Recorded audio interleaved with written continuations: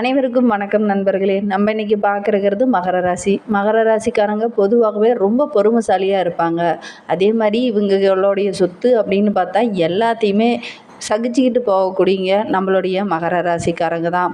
அதுவும் இல்லாமல் தன்னை சுற்றி இருக்கிற எல்லாருமே உற்சாகமாக வைத்துக்கக்கூடியங்களும் மகர ராசிக்காரங்க தான்.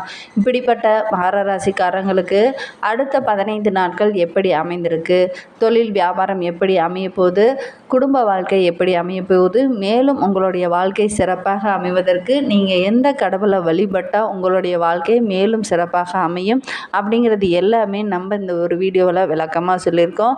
மகர ராசியில் பிறந்த 3 நட்சத்திரக்காரர்களுக்கும் என்னென்ன நற்பலன்கள்லாம் கிடைக்கிறதுக்கு அப்படிங்கிறது எல்லாமே நம்ம இந்த ஒரு வீடியோவில் விளக்கமாக சொல்லியிருக்கோம். நிச்சயமாக இது உங்களுக்கு பயனுள்ளதாக தான் இருக்கும். அதனால் ஸ்கிப் பண்ணாமல் முழுமையாக பாருங்கள். நீங்கள் இப்போ தான் ஃபர்ஸ்ட் டைமாக நம்ம சேனலை பார்க்கறதா இருந்தால் நம்ம சேனலை சப்ஸ்கிரைப் பண்ணிவிட்டு கூடவே இருக்கிற பெல் ஐக்கானையும் கிளிக் பண்ணிக்கோங்க. அப்போ தான் நாங்கள் போடுற ஒவ்வொரு வீடியோவும் உங்களுக்கு நோட்டிஃபிகேஷனாக வரும். நீங்கள் மகர ராசிக்காரங்களாக இருந்தால் மறக்காமல் நம்மளுடைய சேனலுக்கு ஒரு லைக் கொடுத்துட்டு உங்களுடைய ஃப்ரெண்ட்ஸ் யாராவது மகர ராசியில் இருந்தாங்கன்னா அவங்களுக்கும் மறக்காமல் இந்த வீடியோவை ஷேர் பண்ணி விடுங்க.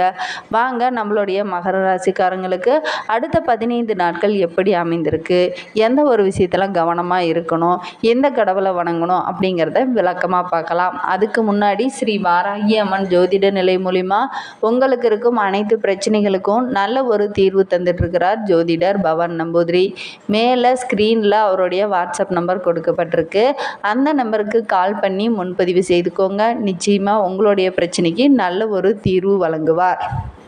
நம்மளுடைய மகர ராசிக்காரர்களுக்கு இந்த ஜூன் மாதம் 15 நாட்களும் எப்படி அமைந்திருக்கு அப்படிங்கிறத பார்க்கலாம். ஜூன் மாதத்தில் முதலாவது வாரத்தில் திருக்கணித பஞ்சாங்கப்படி நவகிரகங்களின் சஞ்சாரத்தை வைத்து பார்த்தால் சூரியன் ரிஷப ராசியில் இருக்கிறார். மீனத்தில் செவ்வாய் 1ஆம் தேதியில் ரிஷபத்திற்கு இடமாற இருக்கிறார். புதன் ரிஷப ராசியில் அமர்ந்திருக்கிறார். ரிஷபத்திற்கு குரு சஞ்சரிக்கிறார். சுக்கிரன் ரிஷப ராசியில் அமர்ந்திருக்கிறார். கும்பத்தில் சனியும் மீனத்தில் ராகுவும் கன்னியில் கேது என கிரக நிலைகள் இந்த 15 நாட்களும் இருக்குது.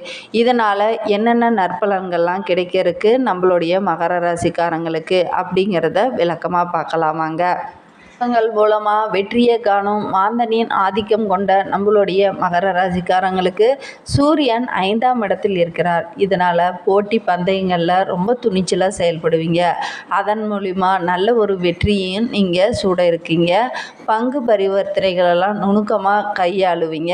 அதனால் முதலீடு செய்து அதிகமான லாபத்தை பெறுவதற்கான வாய்ப்பெல்லாம் இருக்குது. ஆன்லைன் வர்த்தகங்களும் உங்களுக்கு சாதகமாக இருக்குது. அதே மாதிரி செவ்வாய் 3, 4 ஆகிய இடத்துல இருக்கிறாரு. இதனால் தொழில் துறையில் வேலை செய்கிறவங்க, தொழிலில் ஏதாவது ஈடுபட்டு இருக்கவங்களுக்கு எதிர்பார்த்த நற்பலன்கள் அனைத்துமே கிடைக்கும். அதே மாதிரி நண்பர்களும் உங்களுக்கு உதவிகரமாக இருப்பாங்க. உங்களுடைய திறமையை வெளிப்படுவதற்கு இந்த ஜூன் மாதம் 15 நாட்களும் உங்களுக்கு சிறப்பாக இருக்குது. உங்களுடைய திறமையை வெளிப்படுத்தி மற்றவர்களுடைய பாராட்டுகளும் உங்களுக்கு கிடைக்கிறதுக்கு. புதன் 5ஆம் வீட்டில் இருக்கிறாரு. நடைபாதை வியாபாரிகளுக்கு சிறு கடை வைக்கிறதுக்கான யோகம்லாம் இருக்குது. இதில் சிறு கடை வைக்கிறதன் மூலிமா நல்ல ஒரு லாபம்லாம் உங்களுக்கு கிடைக்கும். பெண்களுக்கு கணவன்மார்கள் கொடுக்கும் பணத்தை சேமித்து வைத்து சொந்தமாக நகை வாங்கி மற்றவங்களே எதிர்பார்க்க முடியாத அளவுக்கு அந்த அளவுக்கு அசத்தெல்லாம் நீங்கள் ஏதாவது வாங்கி கொடுத்து சந்தோஷமாக இருப்பீங்க. அதே மாதிரி குரு 4ஆம் இடத்துல இருக்கிறாரு. உங்களுக்கு எதிராக சூழ்ச்சி செய்தவங்க மனதெல்லாம் நீங்கள் புரிந்து கொண்டு அவங்களையும் நல்வழிப்படுத்துவீங்க. அதே மாதிரி வெளியூர் பயணங்கள் மூலிமாவும் உங்களுக்கு நற்பலன்கள் அனைத்துமே கிடைக்கும். வெளியில் ஏதாவது போகிற மாதிரி இருந்துச்சுன்னா அந்த பயணங்கள் மூலிமா ஒரு நண்பர் உங்களுக்கு அறிமுகமாவாங்க. அவங்க மூலிமாவும் உங்களுக்கு புதிய ஆர்டர்லாம் கிடைக்கிறதுக்கான வாய்ப்பு இருக்குது. சுக்கிரன் 5ஆம் வீட்டில் இருக்கிறாரு. பிள்ளைகளுடன் அக்கறையுடன் செயல்படுறதுனால அவங்களும் நல்லா படித்து பெற்றோருக்கு பெருமை சேர்ப்பாங்க. வழக்கறிஞர்கள் வாத திறமை அதிகரிக்கும். அதே மாதிரி வெளிப்படுத்தி வழக்குகள்லேயும் நீங்கள் வெற்றி பெறுவதற்கான வாய்ப்பெல்லாம் இருக்குது.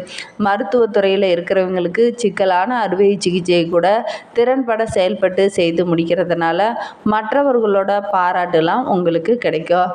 அதே மாதிரி ஐடி துறையில் வேலை செய்கிற ஊழியர்களுக்கு அக்கறையுடன் வேலை செய்கிறதுனால புதிய கண்டுபிடிப்புகள்லாம் கண்டுபிடித்து அசத்தலாக செயல்படுவீங்க.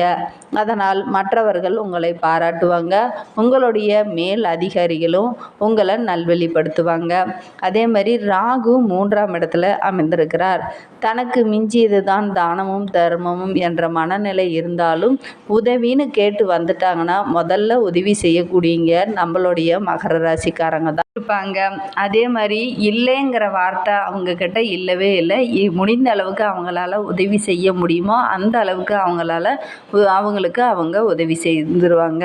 அதே மாதிரி இல்லைங்கிற சொல்லி அதிகம் இவங்க பயன்படுத்த மாட்டாங்கன்னே சொல்லலாம். அந்த அளவுக்கு இவங்க எப்படியாவது அவங்களுக்கு உதவி செய்யணும், யாருக்கிட்டையாவது ஹெல்ப் கேட்டாவது இவங்களுக்கு உதவி செய்யணும் அப்படின்னு நினைக்கக்கூடியவங்க தான். கேது 9ஆம் வீட்டில் இருக்கிறாரு.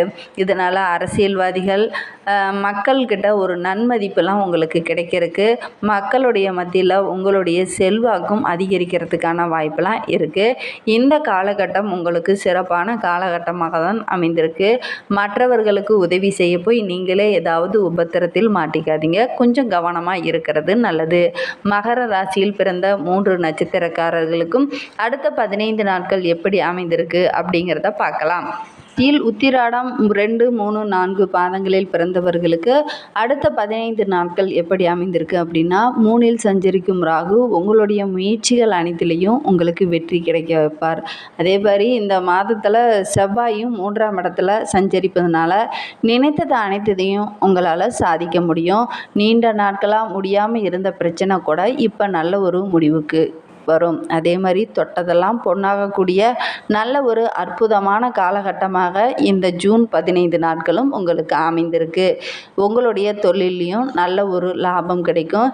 வேலை தேடிட்டு இருந்தவங்களுக்கு நல்ல ஒரு வேலை கிடைக்கும். உங்களுக்கு நாட்களில் வீட்டில் ஏதாவது ஒரு சுப நிகழ்ச்சி நடைபெறத்துக்கான வாய்ப்பெலாம் இருக்குது. நீண்ட நாட்களாக திருமண தடையினால் பாதிக்கப்பட்டு இருந்தவங்களுக்கு கூட இப்போ அதற்கான முயற்சியெல்லாம் ஈடுபட்டீங்க அப்படின்னா நிச்சயமாக நல்ல ஒரு வரன் அமையறதுக்கான வாய்ப்பெலாம் இருக்குது. மாணவர்களை பொறுத்த வரைக்கும் இந்த 15 நாட்களும் சிறப்பான நாட்களாக தான் அமைந்திருக்கு.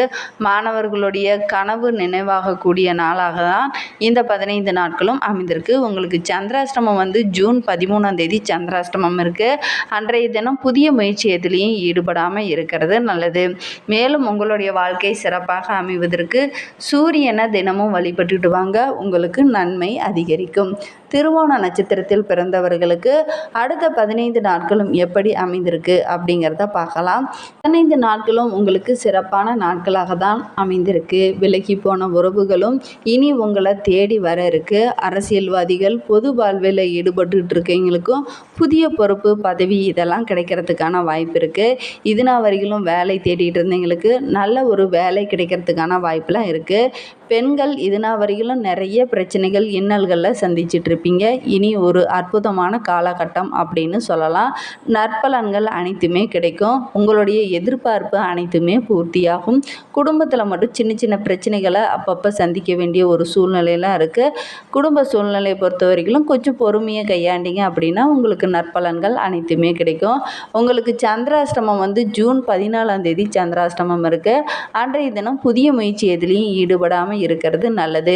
அதிர்ஷ்டமான நாட்கள் அப்படின்னு பார்த்தா ஜூன் 2, 8, 11 ஆகிய நாட்கள் உங்களுக்கு அதிர்ஷ்டமான நாட்களாக அமைந்திருக்கு.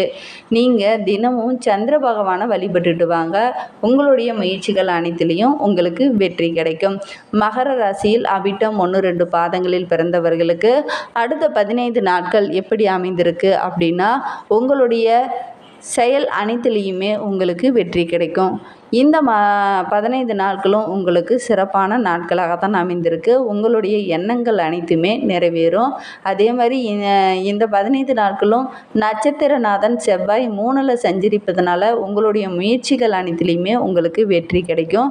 ராகு பகவானும் அங்கே இணைந்திருப்பதனால உங்களுக்கு லாபம் அதிகரிக்கும்.